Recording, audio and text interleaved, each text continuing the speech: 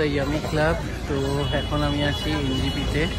আমার এনজিপি থেকে হাওড়া ট্রেন আছে বন্দে ভারত এক্সপ্রেস 2:03-র সময়। তো আমি মোটামুটি 1.5 ঘন্টা হাতে থাকতে স্টেশনে পৌঁছে গেছি। গাড়ি বেশ টাইম মতো পৌঁছে দিয়েছে।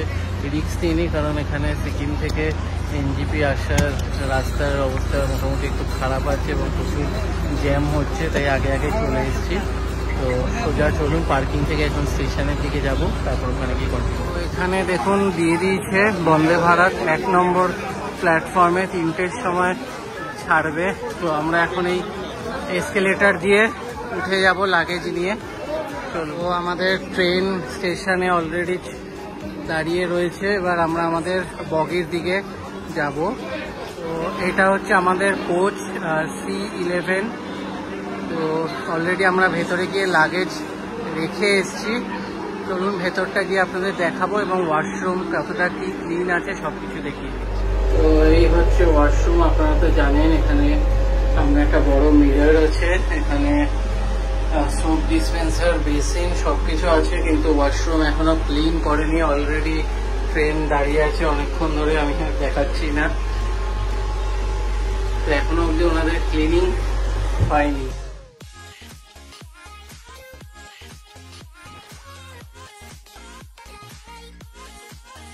তো এবার আমাদের পুরো ফ্যামিলি সিট পড়েছে, এরকম 5টা সিট একসাথে।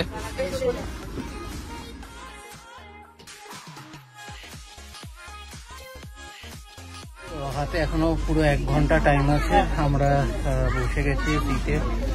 বাইরে গরম, পাহাড় থেকে এসে প্রচুর গরম লাগছে নিচে এসে। তো ঠান্ডায় এসিতে বসি, তাই তো বাইরে গিয়ে গরমের মধ্যে দাঁড়ানোর কোনো মানে হয় না। এখনই ট্রেন ছাড়বে 3টে বাজে। তো তার আগে জলের বোতল ওনারা দিয়ে দিয়েছে। আমরা এই ট্রেন ছেড়ে দিল। আমরা এর আগে যে কবার গেছি সেটা কলকাতা থেকে, মানে হাওড়া থেকে এসছি আমরা। এবার প্রথমবার যেটা আমরা এনজিপি থেকে হাওড়া ব্যাক করছি। তো শুনেছি এটা নাকি অনেক সময় লেটও পড়ে। তো আমরা দেখবো এবার কেমন কি টাইম মতন পৌঁছে।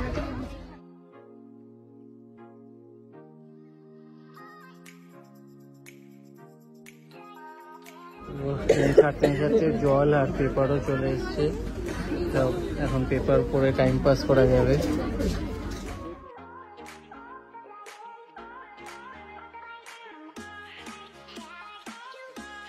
তো আমাদের ইভিনিং স্ন্যাক্স মানে টিফিন চলে এসছে। ডায়েট মিক্সচার একটা চিড়ে ভাজা টাইপের। এখানে দিয়েছে হিমালয়ান সল্ট ক্যারামেল পপকর্ন। এদিকে আছে হচ্ছে এই জিঞ্জার মশলা চায়ের এই প্যাকেটগুলো। সাথে আছে ম্যাঙ্গো ফ্রুটি। আর এটা একটা এই গরম গরম খাস্তা কচুরি। তো চলুন খাওয়া দাওয়া কমপ্লিট করে তারপরে কথা হচ্ছে। বন্দে ভারতে কিন্তু এই মশলা চাটা যেটা প্যাকেটটা দেয় এটা কিন্তু একদম মাস্ট ট্রাই, দারুণ খেতে।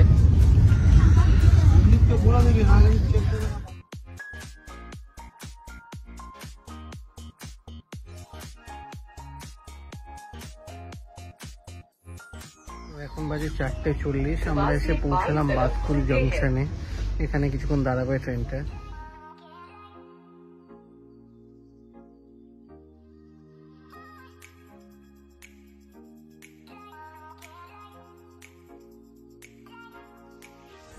এখন বাদে 5:50। আমরা এসে পৌঁছলাম মালদা স্টেশন। তো এখানে 5 মিনিট বিফোর টাইমে ঢুকেছি আমরা। দেখা যাক লাস্ট পর্যন্ত কটায় গিয়ে পৌঁছে আমরা হাওড়া।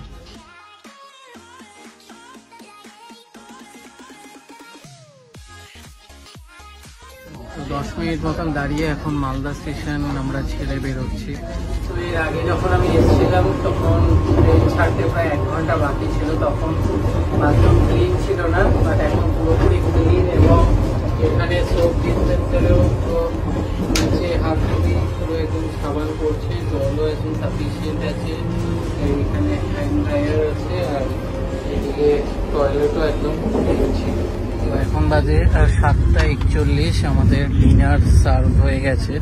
তো কি দিয়েছে চলুন ওপেন করে আপনাদেরকে দেখাচ্ছি। তো আমাদের ডিনারে দিয়েছে এখানে একটা আলুর তরকারি, এখানে আচার, দই, চিকেন চিকেন, ডাল, পরোটা আছে আর জিরা রাইস।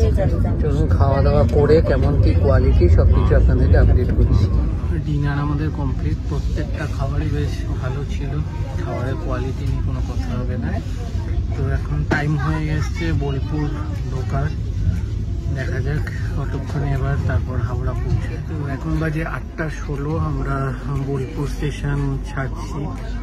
তো এখন অবধি তো ট্রেন রাইট টাইমে চলছে, দেখা যাক এবার হাওড়াতে কতক্ষণ পৌঁছে। এরপর আর কোনো স্টপেজ নেই, ডাইরেক্ট আমরা হাওড়াতে গিয়ে নামবো। ডিনারের পরে এখন আমাদেরকে আইসক্রিম সার্ভ করা হয়েছে। অলমোস্ট প্রায় আধা ঘন্টা আগে হাওড়া স্টেশনে ঢুকছে ট্রেন। একদম কি বলবো, দারুণ সার্ভিস ট্রেনের। আজকে একে কার্নিভাল চলছে, রাস্তাঘাটে প্রচুর জ্যাম, প্রচুর ভিড়ভাট্টা আছে। তো সব থেকে ভালো খবর এটাই যে আধা ঘন্টা আগে ট্রেন হাওড়া স্টেশনে ঢুকছে। চলুন বাইরে গিয়ে কথা।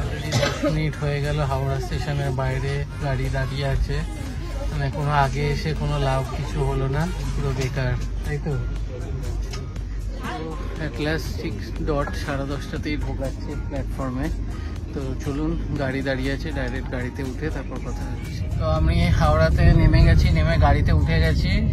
সিকিম আপনারা যেতে পারেন, একদম সেফ আছে। রাস্তার কন্ডিশন কিছু কিছু জায়গায় খুব খারাপ আছে, বাট গাড়ি যেতে পারবে না এরকম কোনো ব্যাপার নেই। গ্যাংটকে যদি যেতে হয় তো আপনারা যদি কোনো রাতের ট্রেন ধরে সকালে মানে আর্লি মর্নিংয়ে নামেন তাহলে আপনারা গ্যাংটকে যেতে পারেন। যদি বন্দে ভারতে যান তাহলে কিন্তু অনেক রাত হয়ে যাবে। তো আপনারা সেই দিন শিলিগুড়িতে স্টে করে যাওয়াটা বেটার। পেলিংয়ে আপনারা যদি বন্দে ভারতে যান তাহলে এরকম 1:30-2 নাগাদ গাড়িতে উঠলে পৌঁছাতে 8টা বাজবে।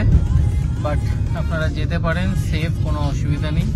তো সিরিজ ব্লগটা, পেলিংয়ের বা সিকিমের ব্লগটা ভালো লাগলে ভিডিওগুলো লাইক করবেন, শেয়ার করবেন এবং চ্যানেলটা সাবস্ক্রাইব করে দেবেন। আবার দেখা হবে নতুন ভিডিও।